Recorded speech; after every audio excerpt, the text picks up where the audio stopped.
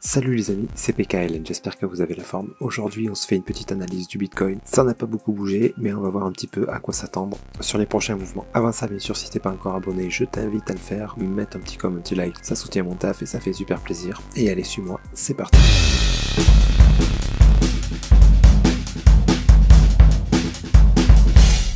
Donc le Bitcoin, je rappelle un petit peu le scénario qu'on avait vu la dernière fois, c'est que déjà on est toujours dans une tendance baissière. Donc, on avait dit, attention si ça monte un peu, on s'enflamme pas, puisque là, on a une grosse impulsion baissière. Correction en 3 mouvements, A, B.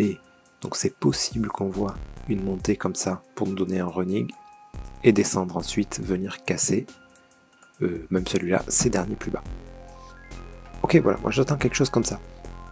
Donc vous voyez, même si on monte un peu là, c'est pas super intéressant. Donc voilà, dans une plus petite unité de temps là, en 1 heure aussi, je constate une énorme divergence, enfin énorme, je sais pas si elle est énorme, mais il y a une divergence ici. On a l'impulsion, vous voyez, qui s'épuise. Donc ça, c'est une divergence baissière, il y a de bonnes probabilités qu'on vienne faire ça. Donc si c'est pour monter, on peut très bien faire quelque chose comme ça, pour au final venir nous donner ce running là. Comme on peut très bien directement venir casser ce bas, pour éventuellement ici là, un petit running comme ça là. Ouais, ça m'étonnerait pas ça. Par contre, attention, si on a ça, donc voilà, 2 scénarios en fait.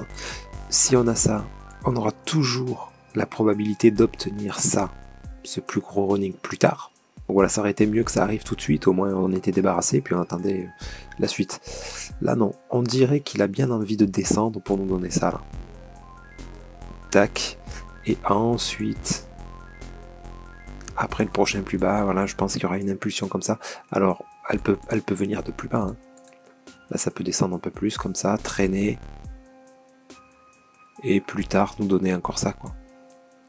Donc, toute cette histoire peut durer encore longtemps, quoi. Bref, toujours est-il que là, prudence. Prudence. Ouais, potentiellement même une baisse, là.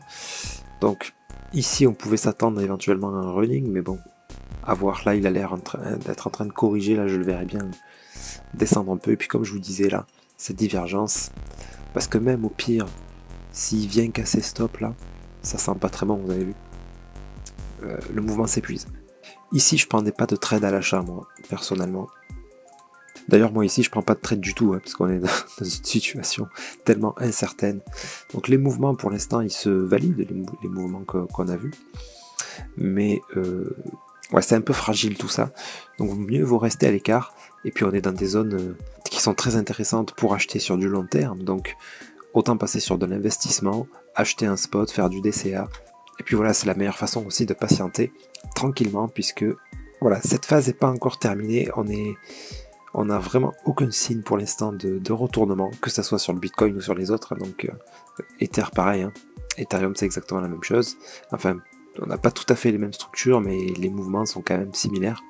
Je rappelle toujours, moi, hop, c'était en daily, voilà, moi j'ai ce mouvement-là qui me fait peur, là. Ce mouvement-là qui me fait peur, même si ça semble être plutôt haussier. Voilà. Cette correction-là me paraît tout à fait possible qu'on vienne casser ce plus bas. Donc, voilà, j'ai commencé mon DCA, moi, comme je vous l'ai dit sur Ethereum, mais j'ai pas tout mis, bien sûr, loin de là. J'y vais petit à petit parce que voilà, je m'attends à ce qu'il vienne encore plus bas. Même s'il vient à monter, hein, il peut très bien remonter. C'est pour ça que j'ai commencé un DCA, parce que on pourrait très bien avoir quelque chose comme ça là.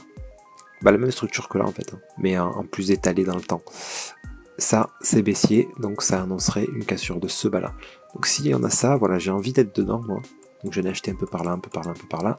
Et à la cassure du top, voilà, là si j'ai un signe de retournement, je vendrai, ça fait que j'aurais fait une bonne petite plus-value là, il y a presque un x2. Hein, pour racheter quand on aura cassé ce bas, voilà, ça me permettra d'avoir un petit peu plus d'Ethereum. Et puis s'il vient directement casser le bas, j'ai gardé bien sûr des liquidités parce que je l'attends par ici quand même. Alors ça va dépendre du Bitcoin, hein, bien sûr. Ça va dépendre du temps que le Bitcoin met à se retourner. Parce que si le Bitcoin nous valide là rapidement un truc comme ça, tac, et que finalement il repart à la hausse, l'Ethereum suivra, hein, et il viendra sans doute pas casser ce bas dans le cas où le Bitcoin se retournerait, vous voyez. Ça peut s'invalider toujours. Ça peut toujours s'invalider. Et bon, tout ça, ce sont des probabilités. Et les probabilités qu'on obtienne ça, hop, sont assez grandes. Elles sont assez grandes. Et selon ce que fait le Bitcoin, voilà, si nous refait une petite chute, là, si ça se fait rapidement, là, le mouvement qu'on attendait tout à l'heure, que je vous ai dit, tac. Voilà, si ça, on l'obtient assez rapidement et que derrière, il nous fait une belle chute, ben, l'Ethereum, il viendra casser directement le bas, très probablement.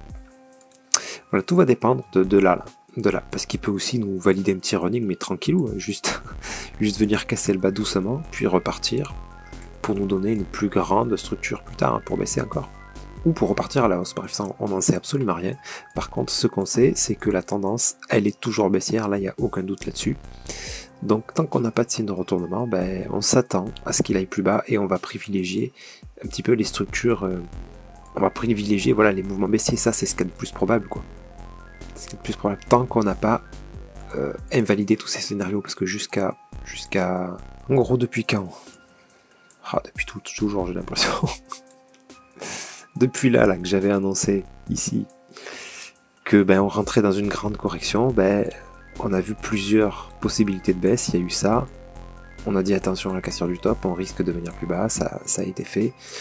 Ensuite, dans une plus grande unité de temps, on a eu ça, on disait ah, attention, là c'était possible de partir à la hausse parce que sur un intervalle de temps daily, voilà, là c'était l'endroit le plus incertain, même si on avait dit attention parce que ça ressemble à un setup de vente, mais il y avait toujours la possibilité d'avoir un running ici et donc de repartir à la hausse. Donc limite c'était là le plus incertain, quoi.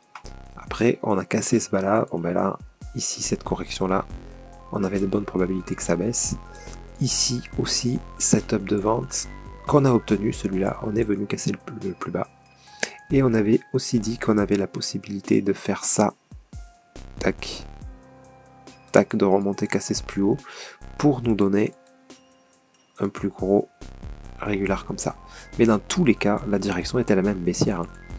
Donc vous voyez ce que je veux dire, on essaye de voir les opportunités éventuellement pour du trading, mais là avec l'histoire FTX, tout ça, moi personnellement j'ai mis le trading complètement de côté, j'y touche absolument pas, et donc je répartis mon DCA sur ce plan baissier, et puis ben, le jour où ça s'arrêtera de baisser, ben, j'arrêterai mon DCA tout simplement. Mais pour l'instant, j'attends quelque chose comme ça. Donc mon prochain point d'entrée sera plus bas que ça. Ok les amis, et puis si ça repart à la hausse, bah tant pis, j'ai déjà fait pas mal de DCA, donc je me contenterai de ce qu'il y a déjà, et je prendrai des profits quand ça montera. Ok, on verra on verra tout ça à quel moment prendre les profits, les moments les plus opportuns, là où on a des probabilités qu'on ait des grosses corrections, tout ça, on verra ça au fur et à mesure, bien sûr. Mais voilà pour ce qui est du court moyen terme. Ok les amis, sur ce, j'espère que cette petite analyse vous sera utile. N'hésitez pas à me dire ce que vous en pensez dans les commentaires. Je vous souhaite une excellente nuit et je vous dis à très bientôt. C'était PKLN. Merci.